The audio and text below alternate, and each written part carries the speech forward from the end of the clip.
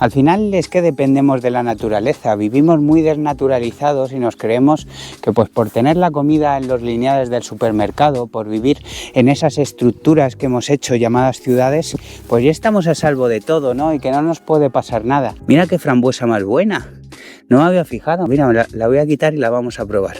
Mira qué frambuesa.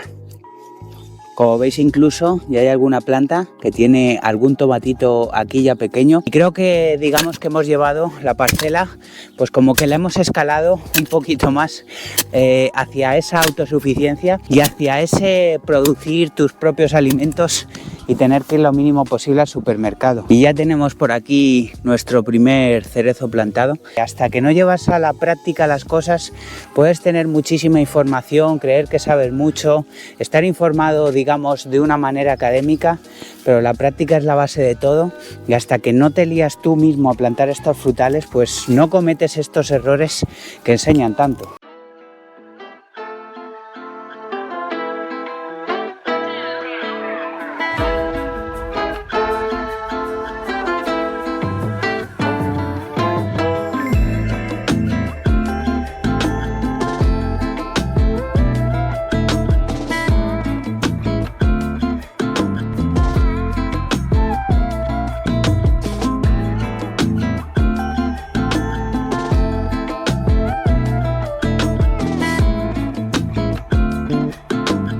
Buenos días, bienvenidos a un nuevo capítulo de los diarios de campo, una introducción un poco distinta porque iba a editar el capítulo que vais a ver ahora y me he dado cuenta de que no había grabado introducción y digo, pues voy a hacer aquí como una meta introducción ya editando el capítulo para daros, bueno, básicamente los buenos días y deciros que se viene un capítulo muy interesante, que no os lo perdáis.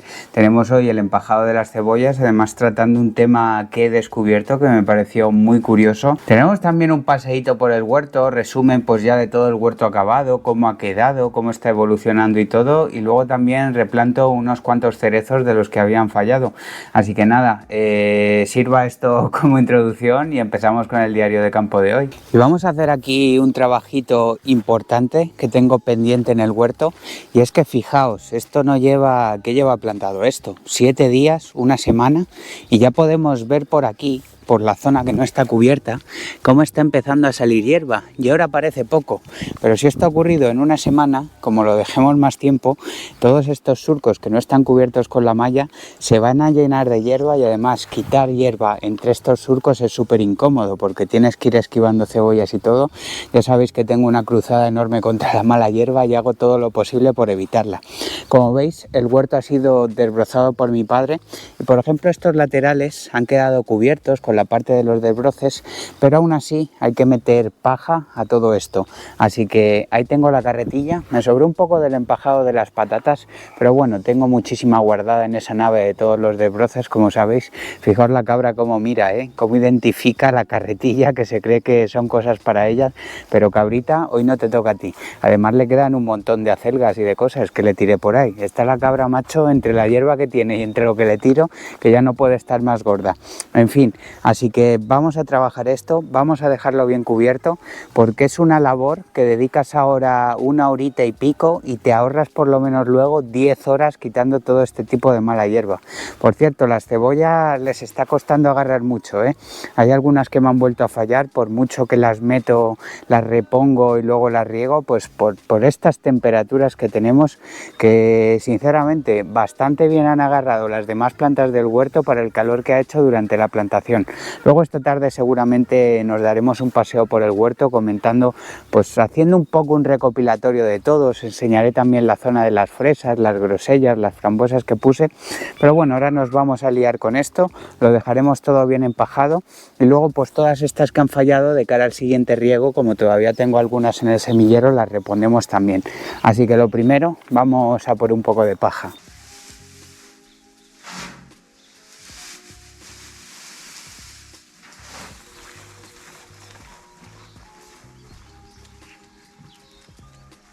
¿Cómo agradezco ahora haber trabajado y haber acumulado toda esta paja? Lo bien que nos va a venir. Además es que he guardado un montón, Tengo más guardada que ningún año. Vamos a cubrir todo esto bien, que no quiero ni una mala hierba. Y os quería hablar de un tema porque el otro día estaba escuchando un podcast que nada tiene que ver con el tema del campo. Era un podcast pues sobre la peste negra, los efectos que tuvo en Europa, las causas y todo eso. Pero mencionaron algo que sí que tiene que ver con el campo y en concreto con la agricultura, y es la pequeña era de hielo. Y dije, ¿sabes? Hablaron pues de que se habían reducido las temperaturas, las fechas de cultivo se habían visto totalmente acortadas, hubo hambrunas enormes y dije, yo esto tengo que investigarlo, ¿eh? Me pareció un tema así interesante, pues relacionado con todas estas cosas que muchas veces hablamos aquí, y lo he estado mirando y me parece una cosa que desconocía y que es totalmente increíble, y es que entre el año, escuchad bien, porque no estamos hablando de un mal año de cultivo, de un par de años seguidos, de una sequía como la que hemos tenido estos últimos años antes de este año tan lluvioso, sino que desde el 1300 hasta el 1850, ¿habéis escuchado bien? Más de 500 años duró todo esto, aunque sí que tuvo picos como un invierno extremo y un año que se llamó el año sin verano, que luego os hablaré de ellos en concreto porque son cosas tremendas. Disminuyó tanto la temperatura en Europa, hubo unas condiciones ambientales tan malas, con unas precipitaciones extremadamente abundantes, un acortamiento de las épocas de cultivo y todo, que por ejemplo en la gran hambruna que hubo entre 1315 y 1317, se calcula que entre el 10 y el 15% de la población falleció de hambre o de enfermedades relacionadas con el hambre como el tifus. Me parece una cifra tremenda y una muestra de cómo la naturaleza, la que nos provee de comida, trabajando la tierra tenemos acceso gracias al sol, gracias a las lluvias, a nuestro sustento, cómo se puede girar en cualquier momento y desmontarnos este chiringuito que tenemos montado, porque sin acceso a comida evidentemente no hay supervivencia posible. Evidentemente todo esto que cuente, si ocurriera en una situación actual, los efectos no serían tan graves por diversos motivos, por la tecnologización que existe y por la capacidad que tenemos, pues incluso a nivel tecnológico, de hacer los cultivos más resistentes, también por el tema de la globalización, ya que podemos cultivar cosas de otros sitios. Si por ejemplo en Europa existen malas cosechas, pues podemos comprar pues mucho cereal quizás a Latinoamérica. Al final existen menos barreras. Tenemos también pues cultivos en invernadero, que a las malas, aunque subiera un montón el precio, porque sí lo que se podría pasar, no que la gente quizás muriera de hambre, pero sí que los gobiernos tendrían que dar, por lo menos en países desarrollados, unos subsidios muy grandes porque los alimentos subirían una barbaridad de precio, pero nos podríamos enfrentar a algo como esto de una manera mejor. Y es que actualmente hablamos mucho de cambio climático y de cómo el hombre puede influir en la naturaleza y en la modificación del clima, una cosa que está comprobada y me parece evidente, pero la propia naturaleza también se pueden desarrollar factores que influyan muchísimo en este clima, y durante esta época se dieron varios sucesos a la vez. Se dieron varios mínimos de radiación solar. Es una época en la que por determinados motivos, imagino que algún científico lo sabría decir mejor, pero yo no entraré en eso, la radiación que llegaba del Sol a la Tierra era mucho menor que en otras etapas durante años consecutivos. A esto se le unieron la variación de las corrientes oceánicas, que son las grandes moduladoras de la temperatura de la Tierra. Entonces se juntaron esos factores, sumado a, por ejemplo, también varias erupciones volcánicas, una de las más importantes alrededor del año 1815, que emitieron tantos gases y tantas moléculas, lo que es a la atmósfera, al aire, que tampoco dejaba que esos rayos de sol incidieran en la Tierra, además de la propia variabilidad climática en sí de la naturaleza, que al final, pues la naturaleza, nosotros al final somos una especie que vivimos, pues da gracias si vives 100 años, es ya una buena cifra, pero la naturaleza lleva sus ritmos, unos ritmos más prolongados. Entonces esto puede durar 20 años, puede durar 50 años, 100 años o, como en este caso, 500 años, esta variabilidad climática que haga que las temperaturas aumenten o disminuyan mucho, que a nivel natural, pues en realidad es un ciclo muy corto, pero estos ciclos ocurren, aparte de los demás factores, y hacen que estas cosas, pues quién sabe si en un futuro se puedan volver a repetir. Quizás no lo veamos nosotros, quizás no lo vean nuestros hijos, quizás sea una elevación y no una disminución de la temperatura, pero te hace tener en cuenta pues la perspectiva de que vivimos una época muy cómoda, tanto en lo climático como, pues por ejemplo, también acomodados después de la Segunda Guerra Mundial, donde parecía que ya no iba a pasar nada en el mundo.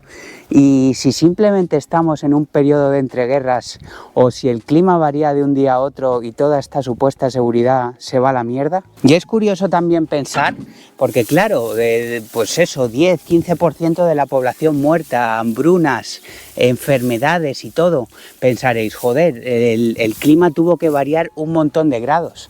Que esto, pues por ejemplo, se habla del cambio climático, pues yo que sé, que ha subido 1 grado la temperatura en el océano y nos parece muy poco. Pero fijaos todo lo que sucedió y la temperatura, así lo que es la media, solo disminuyó entre 1 o 2 grados. Pero fijaos lo que puede afectar una pequeña variación de temperatura a todo lo que son nuestros cultivos y nuestras cosas. Eso sí, quizás esta variación de temperatura no fue lo más importante que ocurrió, sino el tema de cómo cambiaron las estaciones y las fechas de cultivo. Porque claro, los veranos empezaron a ser bastante cortos, los cultivos no llegaban a terminar su ciclo. Fue muy afectada sobre todo Europa, ya que éramos muy dependientes del cereal, y a pesar de que pues se intentó cultivar variedades de cereal más resistentes, pues por ejemplo como la avena, los cereales no llegaban a acabar su ciclo. Además había un nivel de precipitaciones, sobre todo durante una época en el norte de Europa, que era totalmente brutal, que lo que hacía, porque las precipitaciones también un problema que tienen ya no es... Bueno, habéis tenido el ejemplo en mi huerto, ¿sabes? Que no he podido plantar al tiempo porque estaba el terreno inundado, y si metes incluso... Si te estás muriendo de hambre y dices, pues voy a meter la planta aunque esté inundado, pues lo más seguro es que la planta se eche a perder. Pues eso pasaba, pero es que también en zonas montañosas esa cantidad de precipitaciones lo que hace es quitar todos los nutrientes de la tierra, arrastrarlos, y dejó muchas zonas que prácticamente pues totalmente erosionadas y donde ya no se podía cultivar absolutamente nada. Además, no hay que pensar solo en el cereal, que era el gran alimento que surtía a la gente, sino también en el ganado, ya que con estas temperaturas frías lo que pasaba es que no salía pasto en el campo. Y al no haber pasto, los animales no podían comer, no engordaban lo suficiente, incluso morían. Entonces el acceso a alimentos tan básicos en aquella época como carne y leche también disminuyó un montón. Los más afectados fueron los campesinos. Hubo un gran éxodo hacia las ciudades, pues en busca de comida o de otras formas de ganarse la vida, pero claro, allí no estaba mucho mejor. Evidentemente la comida va del campo a la ciudad, y por mucho que si no hay comida en el campo, tampoco es muy raro que la haya en la ciudad. Evidentemente las clases más ricas pues en esta época no eran ajenos al comercio, y sí que conseguían algunas cosas de otras zonas, porque por ejemplo todo esto afectó menos en América que en Europa, y mucho menos todavía en África, donde las temperaturas no disminuyeron tanto. Fue en Europa donde fue la raíz, los mayores problemas que tuvieron con todo esto. Y uno de los motivos por lo que esto no afectó, por ejemplo, tanto a América como a Europa, no fue tanto porque allí no variaran las temperaturas ni hubiese otro tipo de condiciones climáticas, porque estas variaciones de la naturaleza, tanto a nivel de corrientes como de clima en sí, pues afectan básicamente prácticamente a todo el mundo, ¿sabes? Pero era por el tipo de cultivos que tenían allí. Y es que allí, desde hace muchos años, que además es un tema que tratamos cuando estuve plantando las patatas, uno de sus cultivos básicos era la patata, un cultivo que, como dije el otro día, se da en casi todas partes del mundo porque es un cultivo hiperresistente, tanto a las altas como a las bajas temperaturas. Y esto sumado a que también tenían un cereal que ahora se conoce prácticamente en todos los sitios, pero en aquella época los europeos estábamos a verlas venir con nuestro trigo y nuestra avena y nuestra cebada, es la quinoa. que también resistió mucho mejor estas temperaturas frías y conseguían llevar los cultivos a cabo. Por ejemplo, el maíz sí que se vio más afectado, pero al final con patata y quinoa pudieron sobrevivir mucho mejor. Es más, una cosa que ayudó mucho a que esta hambruna en Europa se fuera superando es que en 1492, como todos sabréis, los europeos llegamos a América y trajimos de allí cultivos como la patata y vimos que eran bastante resistentes al frío y pues esto se pudo ir solucionando poco a poco. Y uno de los episodios más destacados, porque evidentemente en estos 550 años, a pesar de este cambio general de la temperatura, hubo años mejores, hubo años peores, pero destaca el gran invierno que fue llamado por sus temperaturas extremadamente bajas que ocurrió en 1709. Toda la viña, todos los olivos se congelaron, pero se congelaron literalmente, o sea, de ahí no se pudo extraer ningún tipo de alimento y es más, la mayoría incluso se llegaron a perder, por lo que te arruina también ya no ese año, sino los años siguientes. Ríos como el Támesis, ríos como el Sena, que ahora sería impensable, estaban totalmente congelados, se echó a perder absolutamente toda la cosecha de cereal. En fin, esto mató a muchísimas personas y ya te digo, a pesar de que estos 500 años fueran bastante malos en general, ese invierno destacó especialmente. Y parece curioso pensar que eso pueda llegar a pasar. ¿Te imaginas que llegas aquí un año y empieza a haber temperaturas de menos 20, menos 25 grados y ves que ese invierno no se acaba, se va echando todo a perder? Ya te digo, en la época moderna simplemente lo que veríamos es una subida de precios enorme.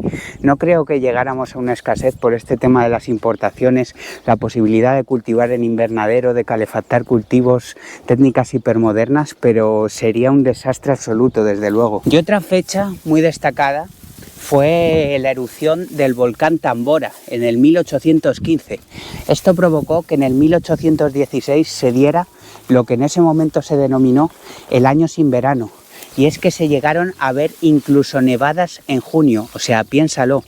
Ya os he contado antes que al final, pues la erupción de este gran volcán, que mira, esto no lo he mirado, pero imagino que sería pues tan grande, superior a cualquier erupción que hayamos visto, cualquiera de los que estéis viendo estos diarios de campo, provocó una capa que cubrió absolutamente la entrada de radiación solar. Entonces, claro, el nombre lo dice, ¿no? El año sin verano, temperaturas tan frías que ningún cultivo pudo salir adelante. Este año también se perdió absolutamente toda la cosecha de cereal y claro, en esa época esto costaba vidas. Ahora también las costaría, sobre todo lo que pasa que siempre miramos a los países más desarrollados y civilizados, pero incluso cuando suben muchísimo los precios de los cereales, en algunos países lo pasan realmente mal, ¿eh? Lo que pasa que siempre, pues eso, miramos nuestro, como se dice, nuestro propio culo y no el de los demás, pero fue desastroso, sobre todo en Alemania y Suiza. Es increíble pensar, ¿no?, que la erupción de un volcán, un fenómeno natural así que parece tan aislado, que solo puede provocar pues daños en su propia zona, llegue incluso a modificar el clima en todo un continente, ¿no? ¿Y por qué acabó todo esto alrededor de 1850? Aunque bueno, fue una fecha aproximada, no os creáis que de un año para otro todo empezó a ir bien, las cosechas empezaron a ir bien, sino que gradualmente y muy poco a poco, a lo largo de décadas, las temperaturas volvieron a su ser. Y los motivos fueron básicamente los mismos que habían traído a todo esto hasta aquí. La variación de estas corrientes submarinas, estas corrientes oceánicas, pues volvió un poco a la normalidad anterior. La actividad volcánica empezó a disminuir otra vez, por lo que la emisión de partículas que bloqueaban el Sol fue menor. Los mínimos solares que se habían estado produciendo varias veces durante esta época empezaron a dejar de producirse. Y bueno, en fin, que el clima, pues estos ciclos que se dan, pues cambió. El clima cambió de ciclo y parece que todo fue retornando a la normalidad. Aunque sí que hay una cosa que me ha parecido muy curiosa, y es que claro, 1850, estamos hablando de una fecha donde comienza la revolución industrial y toda la actividad humana que emite CO2, y ahora pues hablamos mucho del cambio climático, más que por motivos naturales, por estos motivos de la acción humana, pues también en buena parte, igual que ahora puede ser un castigo, en esa época ayudó a hacer subir también unos cuantos grados el clima por la emisión de todo este tipo de gases.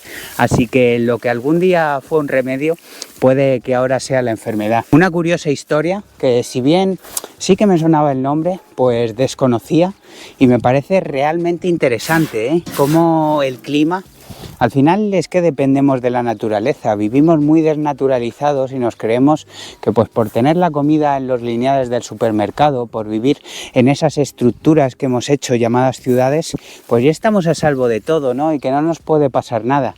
Y ya te digo, antes de la Primera Guerra Mundial seguro que la gente vivía muy tranquila y creía que no iba a pasar nada. En el año 1200, en el periodo de la Edad Media, donde hubo un gran desarrollo, a pesar de que en la Edad Media pues parece que todo era negativo, pero antes de esta glaciación, digamos, bueno, no glaciación, pero las cosechas iban bien, la gente dentro pues de la poca salubridad que había pues vivía bien y nadie se pensaba que todo esto podría venir. Evidentemente ahora, por el desarrollo de la ciencia, por ejemplo, pues seguramente pudiéramos prever estas cosas y prepararnos de otra manera, además de, como os he dicho, pues podríamos salir adelante de una mejor manera, aunque la gente, como siempre, sobre todo en los países pobres, sufriría mucho. Pero es curioso pensar, ¿no? Cómo la naturaleza, cuando quiere, se gira y te arruina completamente todos tus planes, y al final somos totalmente dependientes. Y bueno, voy a seguir empajando, ya solo me queda un surco y la parte esta de allí, dejamos todo hecho y aquí no va a salir ya ni una mala hierba.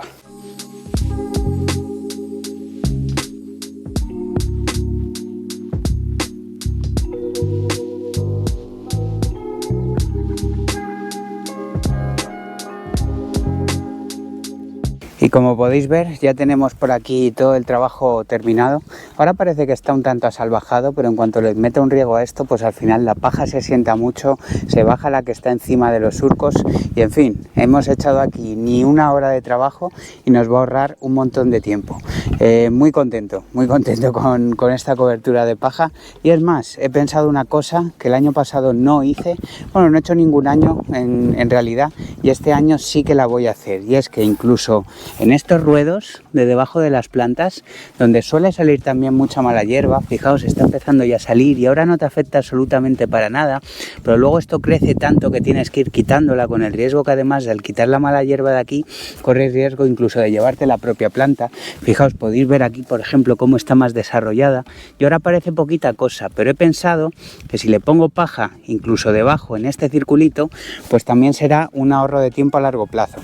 Eso sí, para hacerlo de una manera más cómoda y automatizada, lo que haré, porque tengo que dejar esto todavía una semanita o así, y le daré la primera poda a las tomateras. Entonces, tomatera que pode, tendré una carretilla de paja al lado, le quito la mala hierba y le pongo un poco de paja.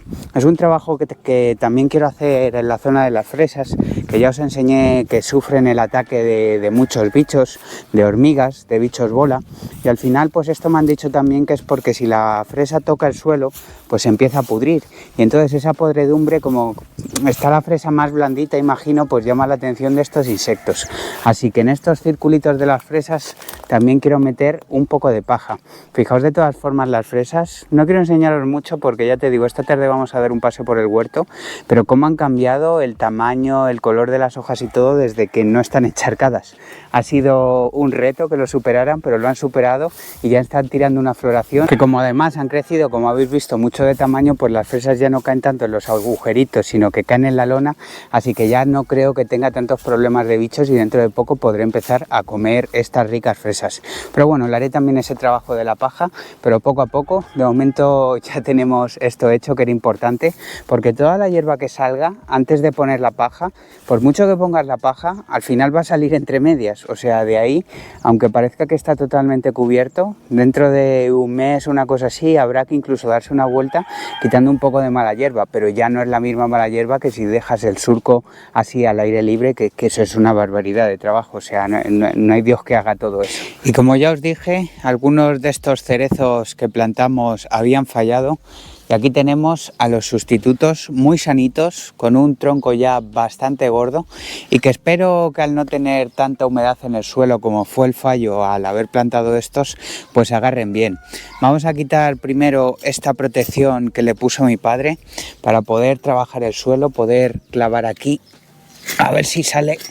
Está bien clavado esto, pero es un buen trabajo, porque si no las ocas se los habrían merendado, que en este caso que se han muerto pues tampoco habría importado demasiado, pero en fin, nunca se sabe, y cuando convives con ocas toda precaución es poca, porque he visto ocas morder incluso hojas de palmera, que es la cosa más dura que te puedes echar a la cara. Esos bichos son imparables, muerden de todo. Lo bueno al replantar esto, pues que el agujero, al haber sido cavado recientemente, nos va a costar muy poco cavarlo. Yo creo que en esta zona sí que se habrá mantenido la humedad suficiente como para no tener que regar antes de plantar. Así que lo primero vamos a sacar esto, que ya básicamente es un palo muerto. Sí que hay uno del final que voy a conservar. Se le ve pues que tiene algo de vida, ¿sabes? No ha rebrotado muy fuerte, pero ese no me quiero arriesgar a quitarlo. Creo que puede tener una segunda oportunidad, y más después del cobre que le estuve aplicando el otro día, que por cierto, corté el vídeo, pero al final me sobró tanto cobre que he aplicado incluso a estos que estaban en maceta, todos los cerezos, todos los ciruelos que también habíamos plantado, porque al final eso, pues aunque no tenga hongos, es un buen preventivo. Fijaos, este es el palo muerto, lo que fue un intento de cerezo. Y bueno, son cosas que pueden pasar, ¿no? Al final, pues así es la naturaleza. A veces te agarran las cosas, a veces se dan mejor, a veces se dan peor. Pero bueno, este tipo de errores, porque esto sí que lo considero un error mío. Por ejemplo, el otro día estuve hablando pues de que a veces en la naturaleza, debido al clima, debido a ciertas condiciones que no vas a controlar tú, pues hay cosas que por muy bien que lo hagas, no se te van a dar bien. Por cierto, este agujero, como os decía, está bastante bien para acabarlo. Quizás le vendría bien un poco de humedad, pero bueno, yo creo que lo vamos a hacer así. Por cierto, en estos es que no sé si meter humus de lombriz, porque como tienen ya el humus de haberlos plantado la otra vez, no sé qué hacer. Bueno, le vamos a meter quizás un poquito, pero vamos, no tanto como otros árboles, porque no es necesario, porque ya te digo, el que echamos para plantar estos que han fallado todavía no se ha aprovechado. Y como os estaba comentando, pues eso, que os decía, que hay cosas como que no dependen de nosotros, que tú puedes tener un huerto perfecto, el huerto más bonito y mejor cuidado de la historia, pero puede llegar una granizada y que te lo echa a perder en un momento. Pero en este caso sí que considero que el error ha sido mío. Cometí un pecado que se paga caro en el campo, que es el de no haber tenido la paciencia suficiente. Y es que tenía ahí tantos árboles frutales en macetas que sentía como la necesidad imperiosa de meterlos al suelo cuanto antes. Además, la mayoría de ellos estaban a raíz desnuda. No es bueno tener las raíces desnudas expuestas durante mucho tiempo, pero aún así, pues por ejemplo, con los perales sí tomé una opción muy inteligente, que fue meter los perales en una maceta con tierra, así las raíces no estaban expuestas, pero a la vez, como este invierno ha llovido tanto, pues no se habrían plantado en esta cantidad ingente de agua, que lo que le habrá provocado, lo más seguro, es pues una asfixia radicular, que con tanta agua, digamos, que las raíces no hayan podido respirar y haya provocado pues finalmente la muerte de estos cerezos. Uno de esos errores de los que hay que aprender en la naturaleza, un error barato de los que merece la pena tener de vez en cuando porque te enseña lecciones valiosas. Y es que al final estos cerezos, yo creo que eran los del Lidl, costó aproximadamente 8 euros cada uno, así que si hemos perdido 3, pues 3 por 8, 24 horas a cambio de esta valiosa enseñanza de no meter los árboles frutales a tierra cuando la tierra está todavía demasiado húmeda. Y bueno, aquí ya tenemos el agujero necesario, como os decía, está la tierra bien removida, por eso lo vamos a acabar bastante rápido.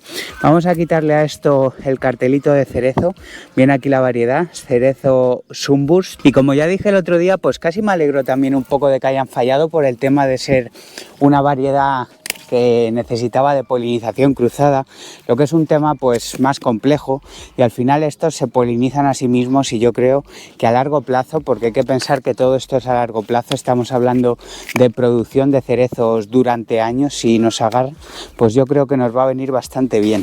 Y ya tengo por aquí el humus, aunque en este caso vamos a echarle poquito. Y que eso, os comentaba que es un error que me ha enseñado mucho.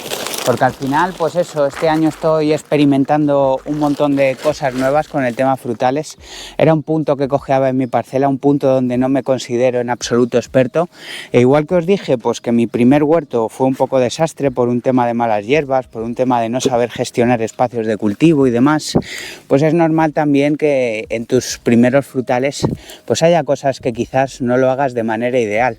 Porque sí, he buscado mucha información sobre ellos, puedes aprender muchísimo en internet, pero al final, hasta que no haces tú las cosas, hasta que no lo llevas a la práctica y ves exactamente cosas que puedes hacer, cosas que pueden fallar, cosas que no, pues la experiencia es un grado y no ves realmente pues muchas cosas, ¿no? Porque al final la información, esto es un poco pues eso, que hasta que no llevas a la práctica las cosas puedes tener muchísima información, creer que sabes mucho, estar informado digamos de una manera académica, pero la práctica es la base de todo y hasta que no te lías tú mismo a plantar estos frutales pues no cometes estos errores que enseñan tanto. Y ya te digo, ya que tenemos espacio, 24 euros es una pérdida asumible, pues mira, probamos a hacer cosas, no se han dado bien y ya pues los próximos inviernos que compremos frutales a raíz desnuda, sabemos que si hay previsión de mucha lluvia, nos tenemos que estar quietecitos y dejarlos básicamente en una maceta, porque los que estaban en maceta, pues al final sí que hay que tener un riego bastante constante, sobre todo ya con las temperaturas que hace y tal, pero menos un avellano que ha fallado estrepitosamente, no sé qué le habrá pasado, os lo enseñé en un vídeo anterior, que ha muerto por completo. Todo lo demás se ha conservado bastante bien y lo hemos metido al suelo ahora en la época idónea y espero ya que me agarre todo. De todas formas, el porcentaje de frutales que nos han agarrado pues está bastante bien. Pues al final, que nos han fallado estos de aquí, yo no sé si ha fallado alguno más. Bueno, los del huerto están un poquito débiles, que ya visteis que les eché cobre, a ver si les solucionamos el problema esa de la antracnosis que tienen, pero yo creo que tirarán para adelante. Así que teniendo en cuenta que hemos metido, pues creo que eran 24 frutales, una cosa así, pues el porcentaje en general pues está bastante bien. Podemos decir que hemos hecho la mayoría de cosas bien. Y bueno, este ya lo tendríamos. Vamos a pisar aquí un poco el terreno y ahora le meteremos ese primer riego tan necesario, a la espera de que, bueno, ya podemos decir que he acabado de plantar todo el huerto y tal, así que ya va siendo hora de hacer un trabajo que os dije que tenía que hacer, que era hacer ruedos a todos estos árboles para poder dejar la manguera y que el agua no se escape por todos lados. A ver si me pongo próximamente a hacerlo, aunque luego también he pensado que estaría bien, lo que pasa que claro, lleva también trabajo, aunque es de esos trabajos que luego a largo plazo te ahorran tiempo y también te ahorran agua, pero estaría guapo montar, ya que tenemos ahora aquí tantos frutales, pues un sistema también de goteo gigante, ¿no? Por toda esta parte. Habría que compensar con varias llaves, porque no sé si la presión del agua nos llegaría para todo, pero para poder regar todo esto por goteo simplemente abriendo una llave, porque ahora en verano, sobre todo estos arbolitos pequeños, necesitan riegos tan frecuentes que es incluso un coñazo tener que ir pues moviendo con la manguera de uno a otro, y un sistema de riego por goteo nos facilitaría mucho la vida en ese sentido. Y a esto vamos a colocarle otra vez esta barrera aunque también la habíamos colocado porque los cerezos que habíamos plantado aquí también, parte de que no hayan agarrado es que al final el árbol, cuantos más años de vida haya tenido en maceta, este ya es un cerezo que se le ve, pues fijaos qué hojas tiene, fijaos qué bonito se ve ya este cerezo comparado con este palo, ¿sabes? Tiene por lo menos 1 o 2 años más este cerezo comparado con este. Pues también así es más fácil que agarre, ¿sabes? No es lo mismo un árbol ya con este tipo de porte, con este tipo de desarrollo y resistencia, que el pequeño palo que habíamos introducido. Que eso también, pues al final, pues se ve en el precio, porque tú vas a un vivero y evidentemente, pues según el tamaño del árbol te van a cobrar más o menos, pero también según ese tamaño del árbol, pues va a ser más fácil o más complicado que ese árbol agarre. Vamos a dejar esto por aquí metido de todas formas, porque las ocas, ya te digo, todo cuidado que podéis tener es poco, y con las cabras ya ni te digo, imaginaos si tenéis una parcela, queréis tener cabras o o un animal así, cabra. Bueno, la oveja no es tan destructiva como la cabra, por ejemplo, en ese sentido, pero todo este tema de las vallas y cosas así lo tenéis que llevar al máximo exponente, porque por mucha hierba que tengan en el suelo les encantan morder los brotes nuevos de estas cosas. Y ya tenemos por aquí nuestro primer cerezo plantado. Espero que le vayan mejor las cosas que al anterior. Lo mantendremos bien regadito, bien cuidadito. En cuanto le vea la aparición de algún tipo de hongo, algún tipo de problema, tiraremos de cobre. Aplicaremos también, como os dije, quiero, digamos, profesionalizarme un poco en este tema de los frutales, y le meteremos pues su insecticida de verano, su insecticida de invierno, porque, por ejemplo, los olivos es fácil que te lleven a producir sin aplicar todo este tipo de técnicas, pero con los frutales sí que hemos tenido ya alguna mala experiencia. Tengo que investigar bastante bien este tema. Además, no todos los frutales son iguales, hay grandes clasificaciones de pues, frutales de hueso, frutales de pepita y tal, y tengo que hacerme a todos, ¿vale? Pues no todos se tratan igual y es un mundo complejo. Y vamos ya con este otro de aquí, también completamente muerto. Este no tiene ninguna posibilidad de supervivencia. Mismo proceso, quitamos todo el valladito este que luego le pondremos, un poco de humus de lombriz, metemos el árbol y esperar que dé buenas cerezas en un futuro. Porque esto, pues ya os digo, es un fallo, como os decía, que ha costado 24 euros, pero si realmente te pones a pensar en el largo plazo y en la cantidad de dinero que puede que te ahorres al tener tu propia producción de cerezas, esos 24 euros realmente se quedan en nada. El otro día trajo mi padre la primera caja de cerezas del año, le salió muy bien de precio, la verdad, estaban de oferta, yo las he visto muchísimo más caras en otras ocasiones, le costaron a 2 euros el kilo, una caja de 2 kilos por 4 euros y bastante buenas, la verdad, y me he puesto fino a comer cerezas. Y claro, la sensación de comer cerezas de tu propio árbol es indescriptible comparado con esa caja que hayas comprado. Además, sabiendo exactamente lo que le has echado, porque ya no es tanto el ahorro económico, que puedes decir, bueno, 2 euros el kilo de cerezas, tío, pues tampoco te va a ningún lado, ¿no? ¿Qué te vas a comer al día? Medio kilo como muchísimo, 1 euro al día, pues vaya mierda de ahorro para todo el trabajo que lleva esto.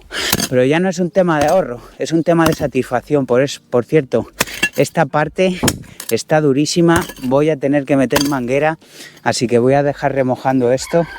Vamos a ver, mira, veniros, vamos a ver si este de aquí está un poquito mejor, porque esa zona, ya te digo, le vamos a tener que dejar la manguera puesta. Vamos a quitarle igual las protecciones a este. Este, mira, nos va a venir bien para probar.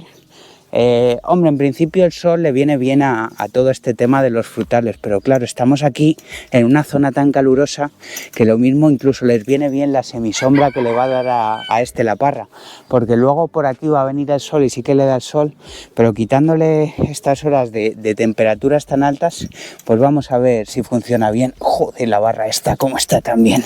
A ver... Joder, este vamos a tener que mojarlo, pero simplemente para sacar estas barras que están clavadas aquí de una manera... Esto es como sacar la espada del rey Arturo, esa, ¿no? Que si salía de la piedra... Mira, esta sí va a salir. Esta sí. Ahí. Y esta a ver si la conseguimos sacar. Vamos a moverla así un poco. A ver...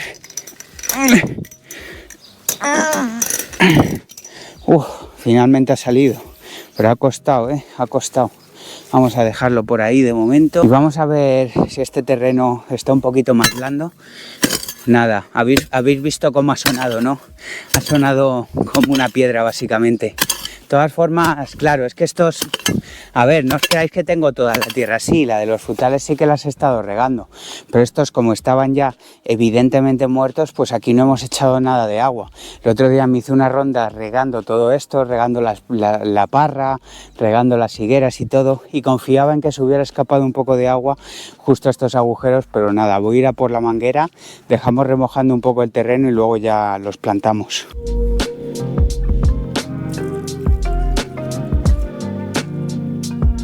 Y ahora sí, ya con la tierra bien humedecida, podemos seguir aquí con la plantación de estos cerezos, que aparte de darnos unas frutas muy ricas, le van a dar un toque de color a la parcela.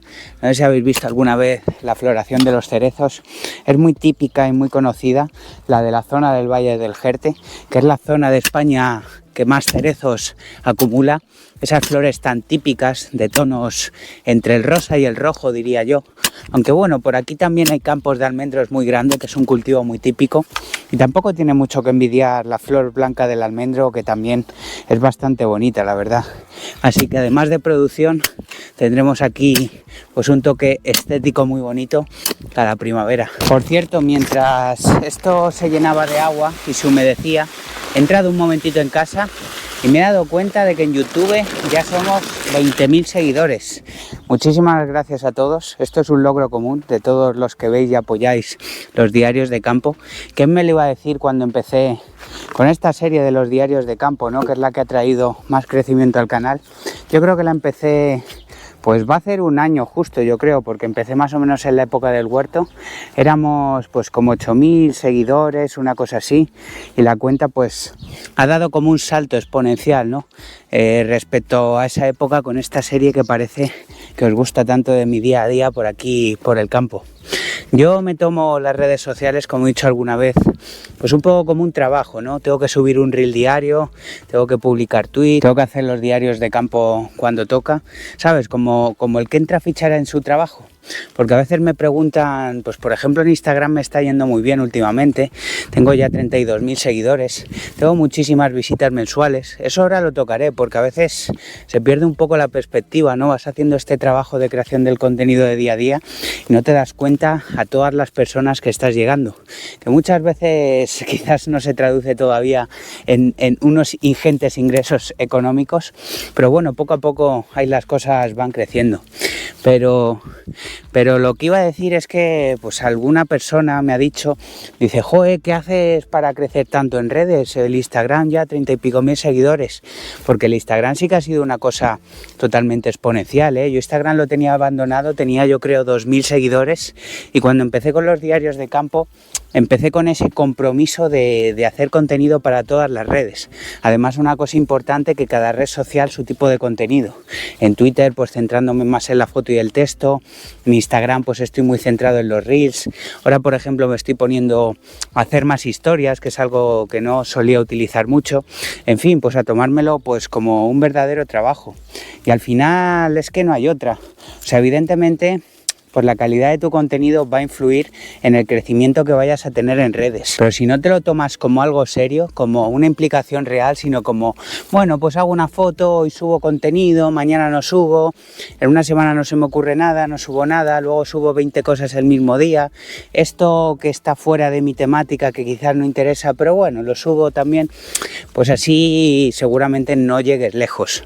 No soy yo la persona quizás que se curre más el formato pues propio de los reels, porque simplemente saco fragmentos de los diarios de campo, los fragmentos más entretenidos, y los voy subiendo ahí.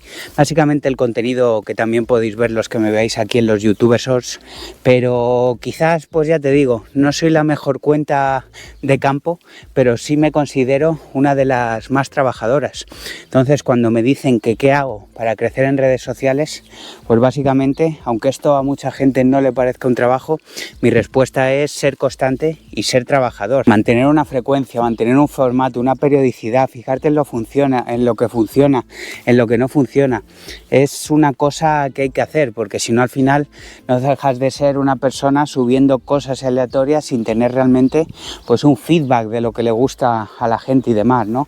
Yo, por ejemplo, pues a ver, también subo, pues evidentemente al subir contenido todos los días, no todos los reels, no todos los tal, pues van a ser virales. Muchas veces subes algo y sí que te da esta sorpresa, pero la mayoría de días pues subo un contenido pues medio, diciendo, bueno, esto pues por cumplir hoy va a gustar a cierto tipo de gente, tal, pero después de mucho estudiarlo, pues también sabes cuando tienes el contenido así más viral. Aprovechas para lanzarlo quizás un día que sepas, pues por ejemplo los domingos son muy buenos días para el contenido, los fines de semana en general. Entonces, pues eso, cositas que hay que ir viendo. Y ayer, fijándome en todas estas estadísticas, pues tanto de Instagram como de YouTube, me fijé que tengo entre unas redes sociales y otras, también incluyendo el TikTok, el Twitter y todo, más o menos 2 millones de reproducciones al mes. Ya te digo, dices la cifra y parece que uno se está haciendo millonario con esto y de momento no me entra ni un salario mínimo español, pero bueno, poco a poco, todo llegará. Además, cada vez son más las marcas que se ponen en contacto conmigo para patrocinios y tal, que al final pues es sobre todo de esto de lo que vive la gente de internet. Pero 2 millones de personas, bueno, quizás no son usuarios únicos, pero pongamos 1 millón y pico de personas que ven mi contenido cada mes, tío. Te pones así a analizarlo en perspectiva y me parece una cosa totalmente surrealista, que como que mi cabeza no se hace a la idea. Bueno, este ya lo tenemos y vamos a por el último, que también lo he dejado remojando. Este me ha quedado un pelín más torcido, pero bueno, ya habrá tiempo de ponerle un tutor si hace falta. Tampoco es muy torcido, es una cosa muy leve, incluso se puede quedar así. Y vamos con el tercer y último cerezo. Además, después de plantar este, ya solo queda ahí en maceta pendiente de plantar un avellano. El otro ya os enseñé que se había muerto y ya tendríamos todos los frutales que habíamos comprado listos en el suelo. La mayoría de ellos ya se puede dar por hecho que han agarrado y al final pues el primer año es el más crítico. Todavía tienen que superar este verano porque aquí los veranos son muy calurosos, pero bueno, aportándoles agua y tal, yo creo que saldrán todos para adelante. Una primavera sin duda muy productiva. Vamos a hacer una pequeña recapitulación de todo lo que hemos hecho y esto está un poco relacionado con lo que os hablaba anteriormente, de los diarios de campo, la creación de contenido y todo, porque creo que esto me ha servido para dar un plus a mi parcela. Estaba un poco acomodado haciendo pues siempre los mismos trabajos de huerto y las mismas cosas, que bueno, no eran pocas cosas en sí, pero con el afán también de generar contenido y de mostraros cosas nuevas y tal, sin duda este año, tanto mi padre como yo, nos hemos puesto muchísimo las pilas, sobre todo con este tema de los frutales tan necesarios en la parcela, y creo que digamos que hemos llevado la parcela pues como que la hemos escalado un poquito más hacia esa autosuficiencia y hacia ese producir tus propios alimentos y tener que ir lo mínimo posible al supermercado. Y es que con este cerezo serían 5 cerezos, 2 ciruelos, tenemos la viña esta, la parrita sin semillas, tenemos los 3 perales, tenemos 2 nísperos, tenemos 2 albaricoques, 2 fresquillas, 4 almendros y yo creo que ya estaría todo. Fijaos la de cosas que hemos metido. Bueno, y también todo el tema de los frutos rojos. Hemos metido 3 de grosella negra, 3 de uva crispa, hemos metido también 48 plantas de fresas y unas 40-50 plantas entre las moras y las frambuesas.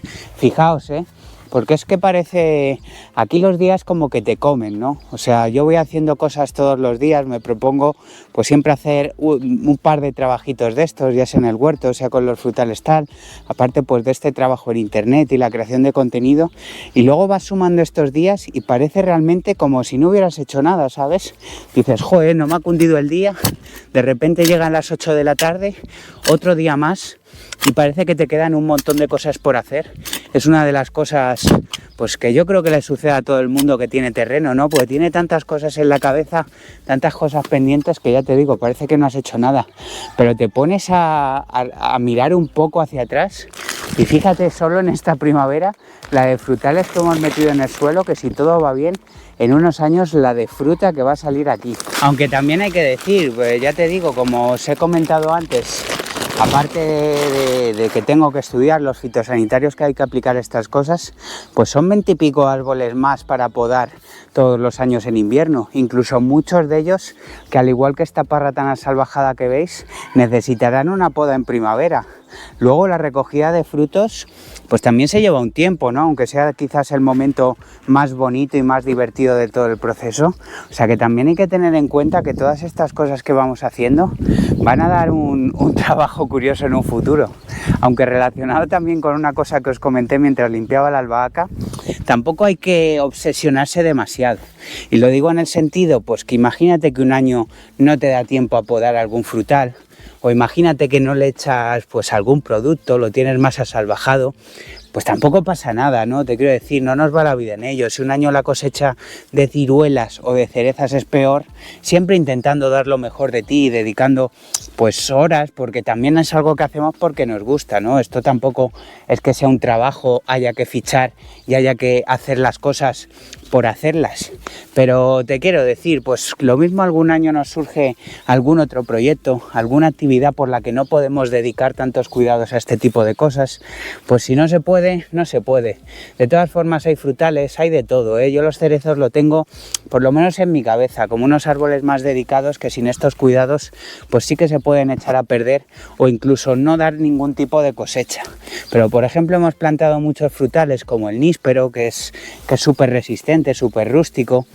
O por ejemplo tengo entendido que los perales van a ser también un poco así, los ciruelos, que ya tenía un ciruelo y con esto pues sí que hablo desde la experiencia, que incluso años que apenas les hemos dado ningún tipo de cuidado han dado buenas producciones, pues yo qué sé, si un año sacamos más fruta, otro año quizás sacaremos menos y hay que tomárselo un poco como el huerto, se llega hasta donde se puede y si no tenemos los frutales más bonitos de internet pues tampoco pasa nada, ¿no? En fin, pues eso, que no hay que estar obsesionado, que esto tampoco es un trabajo, ¿eh?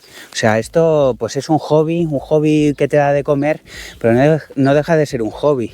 Y si alguna vez, pues por algún motivo de peso, ese hobby no se puede desarrollar tanto, lo que pasa que claro, hay hobbies que si los dejas un tiempo no pasa absolutamente nada, pero si tú abandonas realmente toda la parcela, aparte de que directamente se la come la hierba, pues incluso se pueden morir algunas de estas plantas, que no es lo mismo, por ejemplo, que tener animales y descuidarlos, que eso sí que no lo haría nunca, y por eso esta tendencia a no tener más animales en la parcela, pero al ser cultivos y cosas así, pues siempre habrá tiempo de recuperarlos, ¿no? Por ejemplo, el olivar grande ese lo plantó mi padre hace un montón de años, pero claro, necesita mucho cuidado y mucho trabajo, y antes de venir yo aquí, pues estaba ya salvajado, un olivar abandonado, no sé si simplemente le metería algo de riego, algún aporte de agua, pero ahí estaba abandonado. Pues cuando ha habido tiempo, cuando me he venido yo para acá, pues lo hemos puesto a producir y ahora pues eso, el año pasado sacamos 48 litros de aceite y este año a ver si superamos los 50. Pues hay tiempo para todo, ¿no? Porque pues eso, sobre todo pues mi padre, una persona que trabaja en Madrid y todo, pues vienes aquí y haces lo que puedas, ¿sabes? Tampoco por tener ahí un olivar que decidiste plantar un día tienes que dejar tu vida de lado para tener ese olivar perfecto. Pues si no se puede, no se puede. Aunque sí que es verdad que es difícil no agobiarse con este tipo de cosas y saber que tienes unos árboles quizás a los que podrías dedicar más cuidado y no lo estás haciendo. Pero bueno, es una cosa que también tiene que lidiar. Cada uno es como es, ¿no? Habrá gente que le costará menos todo esto, gente que le costará más. Gente incluso porque estáis viendo que, por ejemplo, esta zona necesita un buen desbroce. Lo que pasa, pues ya te digo, cuestión de prioridades. Yo prefería plantar primero estos cerezos y esto pues ya lo desbrozaremos cuando se pueda. Habrá gente que les cueza como el cerebro de ver esta zona así, pero en fin, que tampoco pasa nada, que las cosas irán viniendo y aquí os las iré mostrando. Y bueno, ya tenemos aquí todos los cerezos bien plantaditos, a ver si agarran todos bien. Llevan ya su dosis de cobre que le metí el otro día y tema insecticida pues de momento veo que no hace falta, la verdad, se ven bastante sanos. Ya lo que voy a hacer como siempre, la manguera, los vamos a regar un poquito, que cojan bien de agua, que con estas temperaturas hay que darle riegos frecuentes, sobre todo al principio.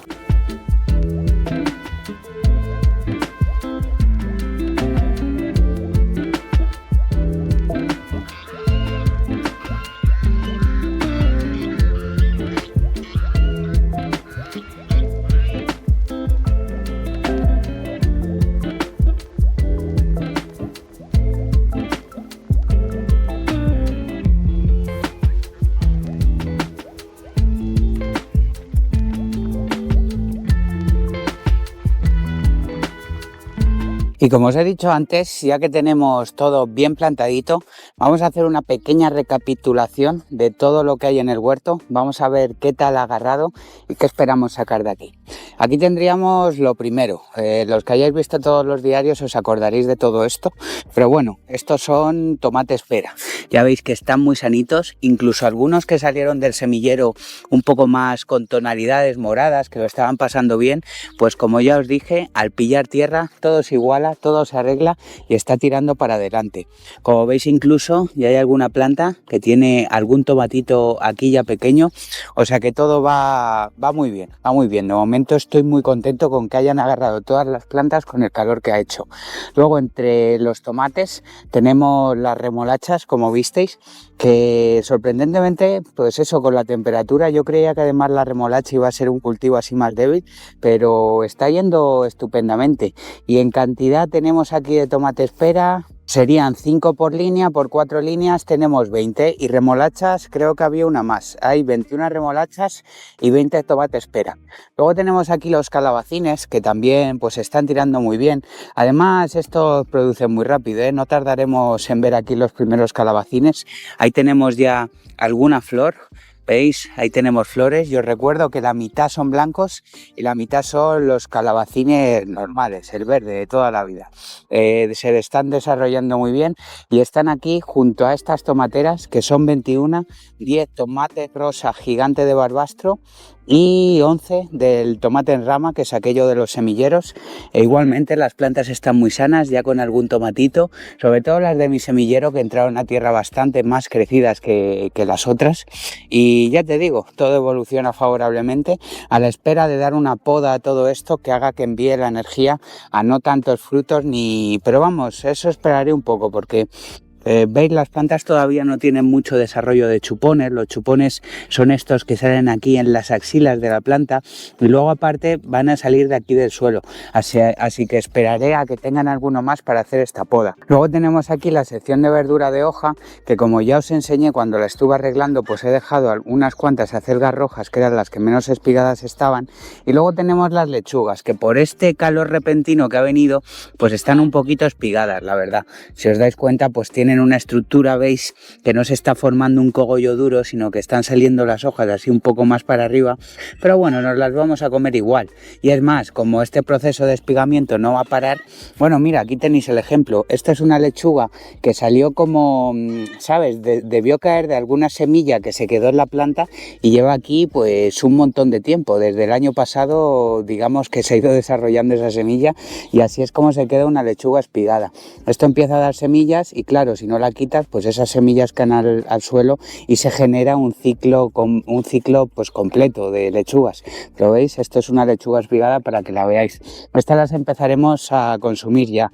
Y aquí tenemos las acelgas, que las corté, pues no de raíz, sino que les corté todo el tallo y como veis están empezando aquí a rebrotar, así que yo creo que fue una buena idea porque estaban totalmente espigadas, pero yo creo que de aquí irán saliendo hojitas que se puedan aprovechar.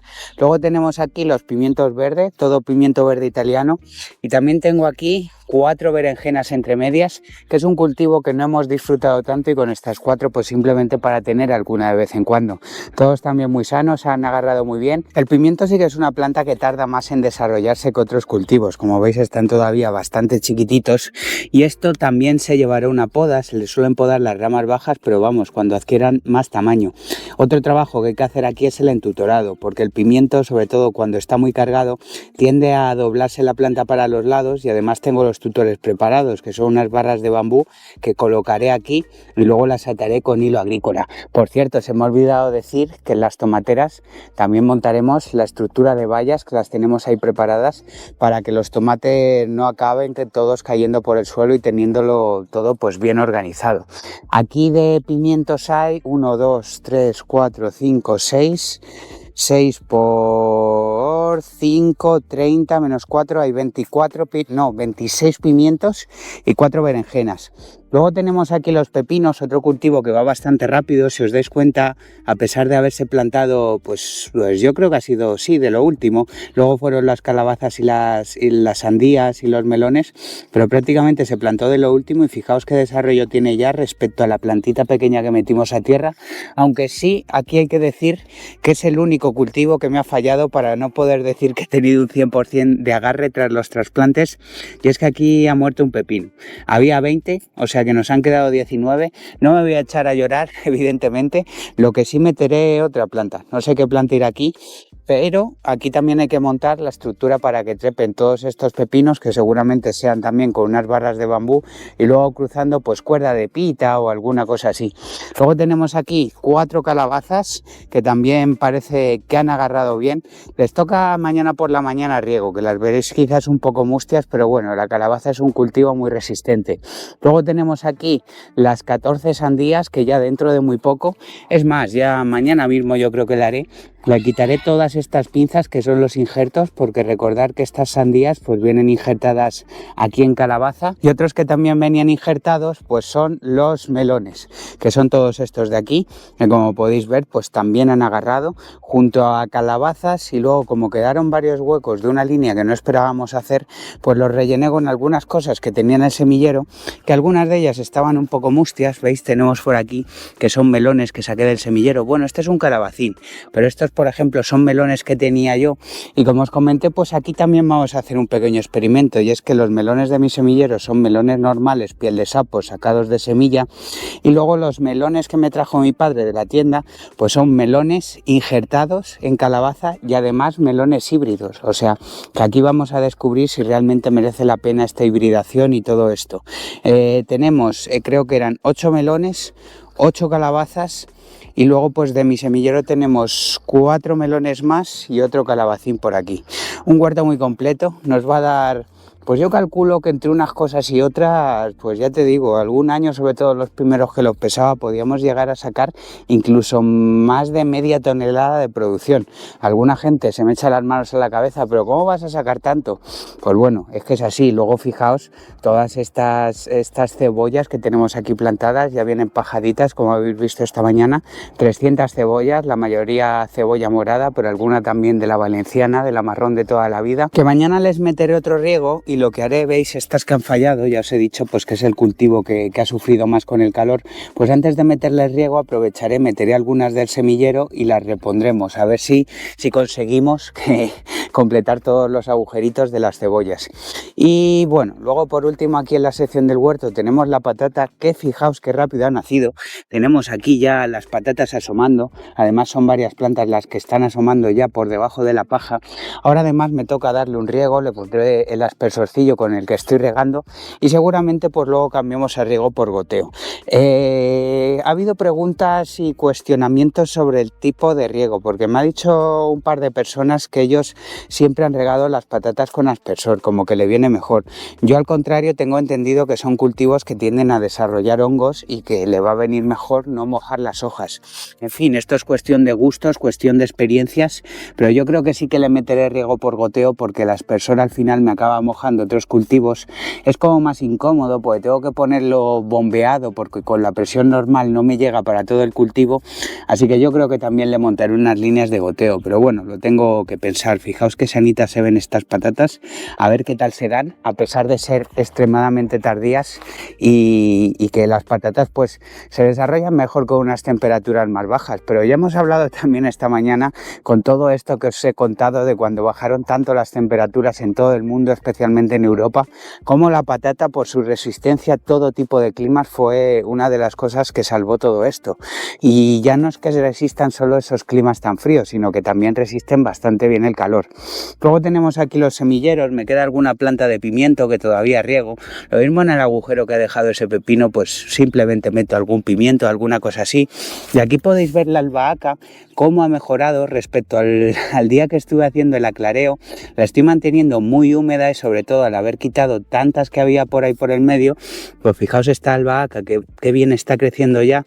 Y estas pues según vea, yo creo que las puedo dejar aquí mismo, o si me da el punto para no tener que estar regando todo esto, pues quizás les haga un pequeño espacio en el huerto y así poder hacer algo de pesto este verano. Aquí tenemos también un montón de fresas que planté, que en algún momento realmente habría que llevarlas al suelo, la verdad. Lo que pasa que no les tengo un sitio identificado, pero fijaos lo bien que se han dado. Me dijeron que las fresas eran difíciles sacarlas desde semilla, pero aquí se han dado estupendamente. Fijaos qué fresitas más buenas.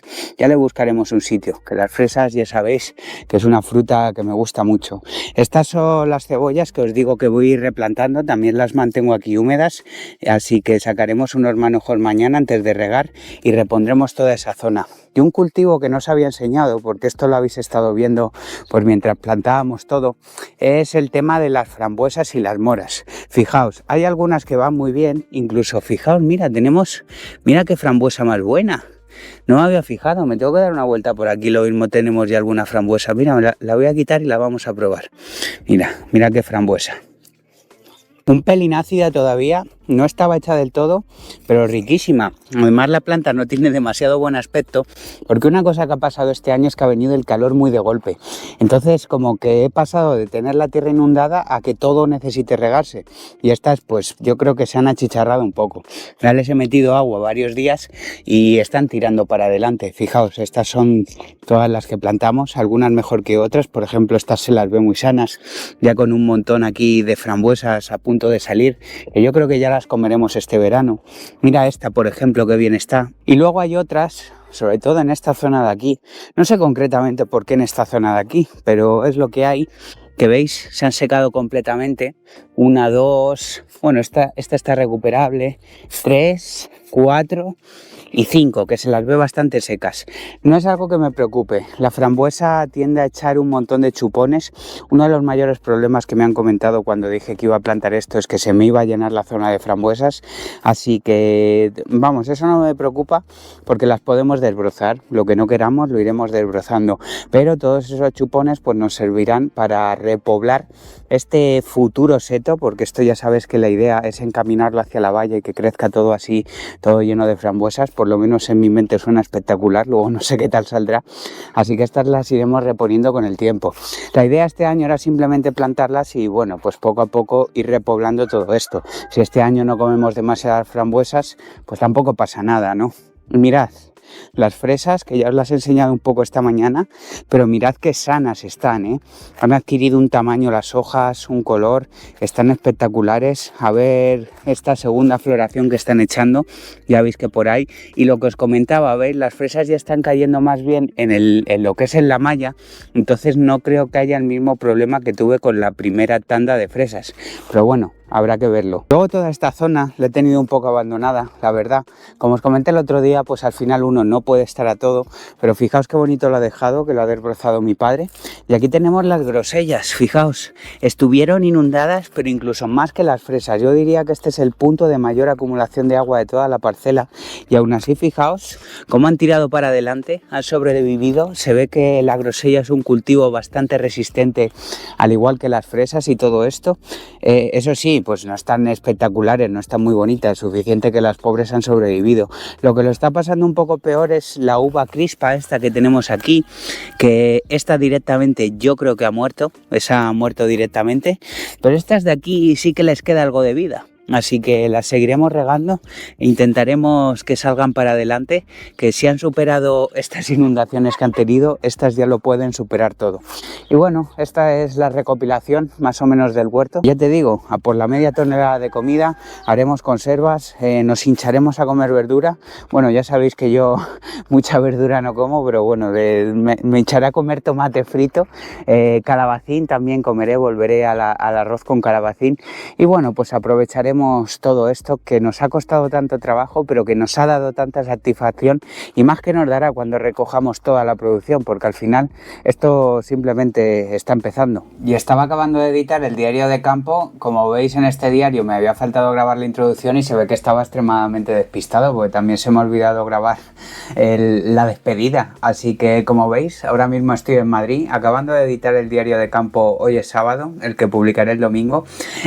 Mira, ya que aprovechamos, es mi setup de trabajo cuando vengo a Madrid. Estoy trabajando en una cosita relacionada con los diarios de campo. Espero volver con ella acabada y enseñarosla relacionada con los patrocinios y cosas así, que ya os estuve comentando yo creo en un capítulo. Y tengo este ordenador aquí, pues me pongo a ver una serie o alguna cosa pues mientras hago cosas, y con este, que es el ordenador principal, pues mientras trabajo, para que veáis un poquito cómo hago las cosas por aquí. Y nada, simplemente quería despedirme de vosotros. Espero que os haya gustado el diario de campo. En cuanto vuelva por la parcela seguiremos dándole al huerto, seguiremos dándole a los frutales, viendo a los animalitos y haciendo pues todas estas cosas que sacamos por aquí. Muchas gracias como siempre por verme y nos vemos en el próximo diario de campo. Stocks and Tomatoes.